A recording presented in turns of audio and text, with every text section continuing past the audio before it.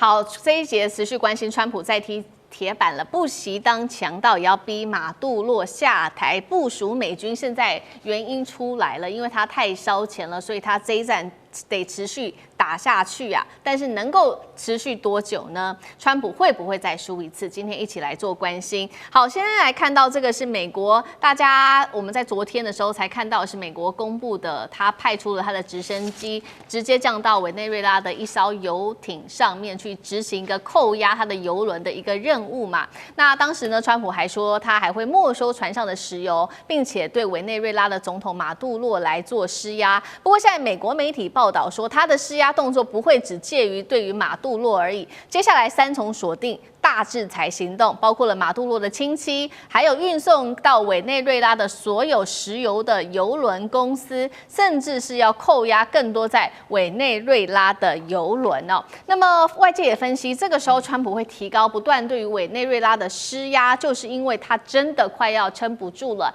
首先撐不住的是什麼呢？就是資金啊，這個實在是太燒錢了，每天軍費超過數千萬美元。為什麼會這麼燒錢呢？因為太多的軍事武器到現在都還在擺在加勒比海這個附近做部署啊。我們來看到，包括了1.5萬名的美軍福特號航母，還有10多艘的戰艦等等。另外看到還有1艘的攻擊核潛艦，甚至10架 F-35戰鬥機，每天都在燒錢。但是結果如何？如這個大炮打小鳥哦，只是炸了幾艘來自於委內瑞拉他們所稱的運毒船。好，所以節目一開始要特別的請教酈將軍怎麼看？川普一直說要打委內瑞拉，打了半天，到底什麼時候才會打？那他是不是自己在金錢上面太燒，很快就撐不下去了？將軍怎麼看？軍事是接受政治的指導哈。在政治的大方略定出來以後，我們軍事是配合政治的要求來做行動。當然，相對的，政治你要達到目的，也必須要軍事的支持，你才能夠達到政治的目的。那這次我們很明顯看出來，川普他在政治上的目的來講，是要逼迫馬杜羅辭職下台哈，然後借着軍事的壓力迫使他下台。可是他的軍事手段、政治方向，我認為他是對的哈，因為。就美國自己國家立場來講的話，你這個南美洲在這邊不聽話，然後甚至於其他幾個國家啊跟着你們一起起哄，那我將來我美國哈這個我們自己後花園都管不好，我怎麼去管到東太平洋、西太平洋的事情？所以政治上他一定要將這個帶頭的委内瑞拉將他打壓下去，然後逼迫馬杜洛辭職下台。我先講，這是他政治上的目的。那你用軍事手段，政治是指導軍事的。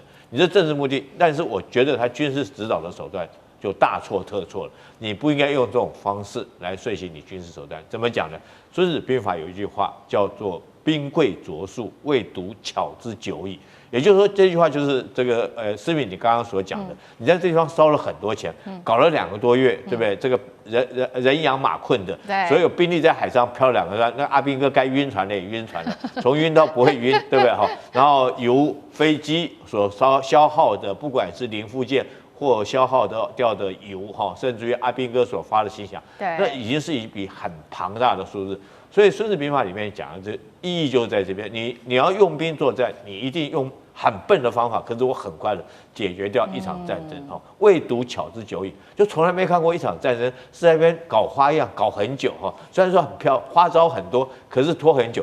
可是我們現在看到美軍現在是不是就是正如《孫子兵法》上面講的，就是又這個巧，但是又很久。在那邊搞很多花樣，一下子又是这個B-52，又是 B-1B 哦，又是這個航空母艦，這個福特號過來，一下又是核子潛艇，一下又是2棲攻擊艦，那兵力從4-5千人，現在提高到1萬多人，你光在那邊耍花招，可是你沒有實際上面的真的動兵用兵，我覺得就不符合軍事上目的。所以政治上跟軍事上當然不能配合來講的話，我覺得長期來講的話，就算是馬杜洛真的下台，因為你的壓力而下台。但是就美軍來講的話，這次自己本身也會元氣大傷。為什麼呢？因為你美國所要應付的不是只有委內瑞拉這個國家，我們看到它不管是在歐洲那邊對烏克蘭，或者是目前來講在東南亞這邊跟這日本想要聯合來對抗中國，那你將所有的兵力的精力都運用在這麼小一個小的國家上面，那試問一下，你其他大局你還顧得到顧不到？所以我認為在政治上它是對的。可是軍事上所採取的手段是錯誤的。我認為你軍事上你要採取手段要速戰速決，就是比照你去捕捉巴拿馬總統諾雷嘎那種方式直接用海豹特遣隊，直接用斬首作戰，那不要在那邊喊話講了半天，這個講久了大家就不理你了。所以我覺得軍事上他的策略是錯誤的。好，這個是其實川普一直在計劃這個所謂的南方之矛的行動，要拿下這個整個中南美洲的，要控制它。那其實我們看到整體行動看起來是花費了非常多的金錢，但是可以說算是失敗的。那其實這背後的目的，現在還有一個解讀，是不是除了要掌控整個中南美洲地區之外，還有背後的勢力，也就是中國大陸，美國希望能夠一石二鳥，也打擊到大陸。因為呢，美國看到了一個現實，就是目前中國大陸跟委內瑞拉的關係是真的蠻好的，大陸購買了高達80%來自於委內瑞拉的石油，是最大買家。光是去年中委之間就加大合作，投資了10億美元，在擴大石油的開採。換句話說，如果委內瑞拉受到衝擊的話，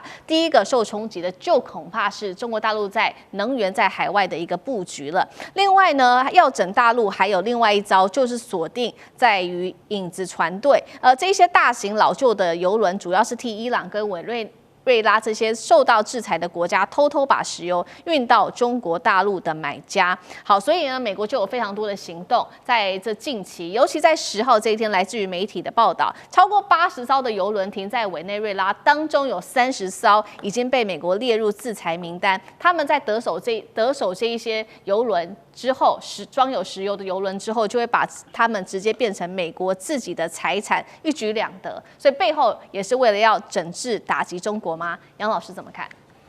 委內瑞拉每天出口的石油是84萬桶，每天哦。那如果說現在是80%，那大概是67萬桶，到中國大陸。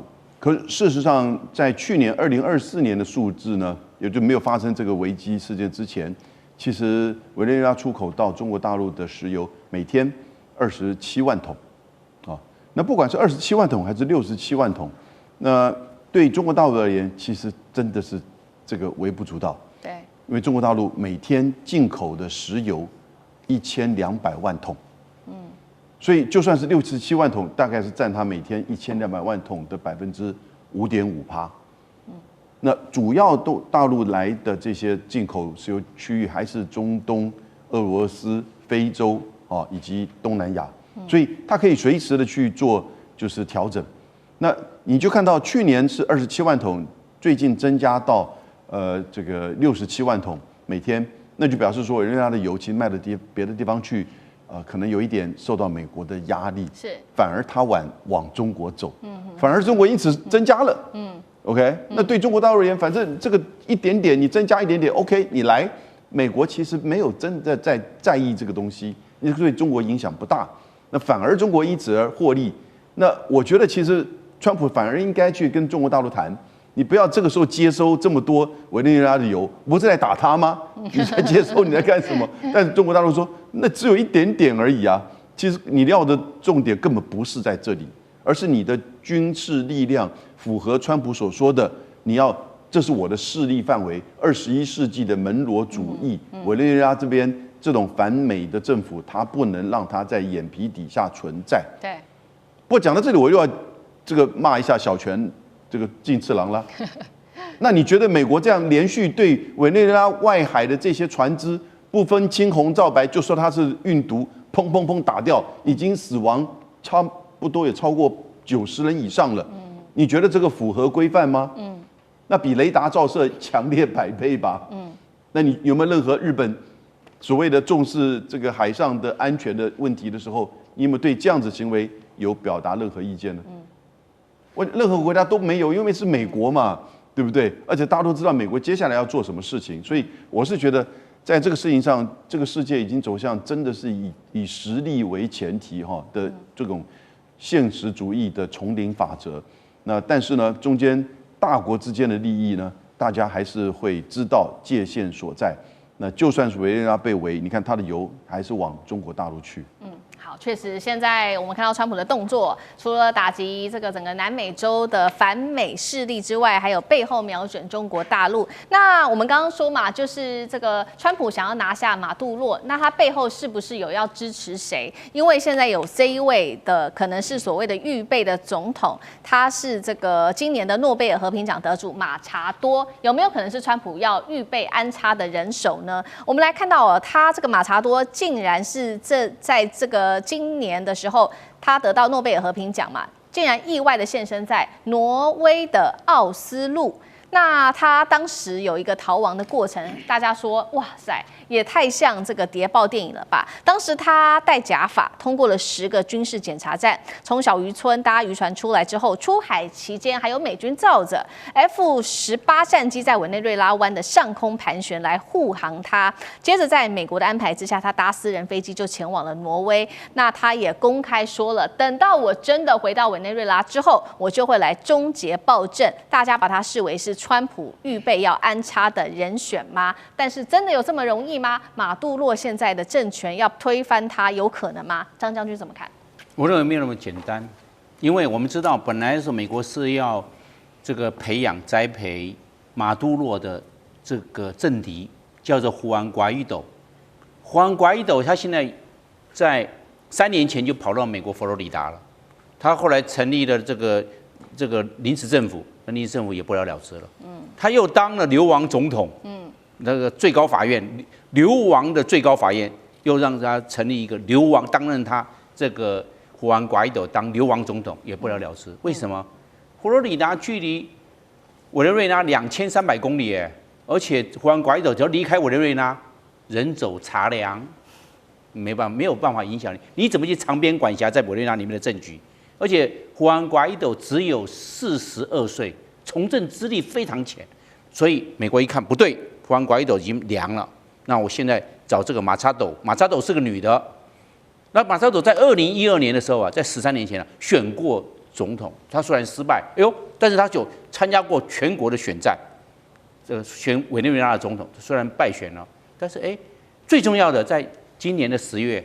這個諾貝爾和平獎的公告不是美國總統川普是委內瑞拉的這個馬查多馬查多當選，這個是委內瑞拉有史以來拿到諾貝爾獎的，就是馬查多。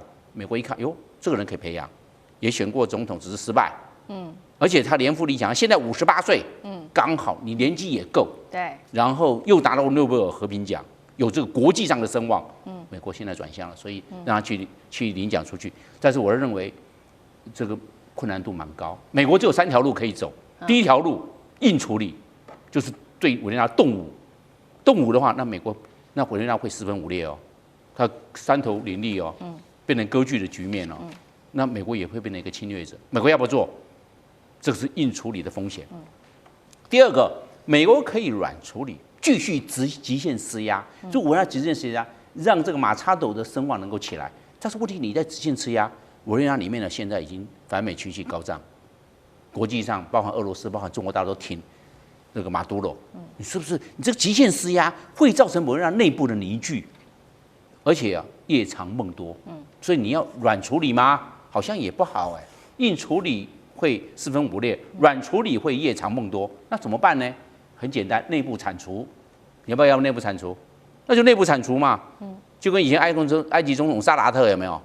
那些閱兵的時候被弄掉，就是這樣內部鏟除，但是困難度蠻高的。為什麼？因為現在委內瑞拉總統馬杜羅他把自己的這個整個勢力人全部搞得自己好好用得非常的嚴密嚴謹，所以這個想要從內部鏟除馬杜羅會困難度蠻高的。好，如果內部有人暗殺把馬杜羅拿下來了，但是問題是他的接班人馬杜羅第2還是馬杜羅。美國把他馬杜羅弄掉，又來一個馬杜羅，是他培養的人，怎麼辦？所以這個地方我們講到了，要內部鏟除也有困難度，所以美國進退維谷，想要這個栽培這個馬查多，我認為一時兩刻還看不出好的結果。好，謝謝將軍。那我們休息一下，馬上回來。地緣政治、美中之爭、戰略價值、強權崛起、小國生存。現在與未來，洞悉事件走向，掌握世界脈動，全球觀點盡在環球大戰線。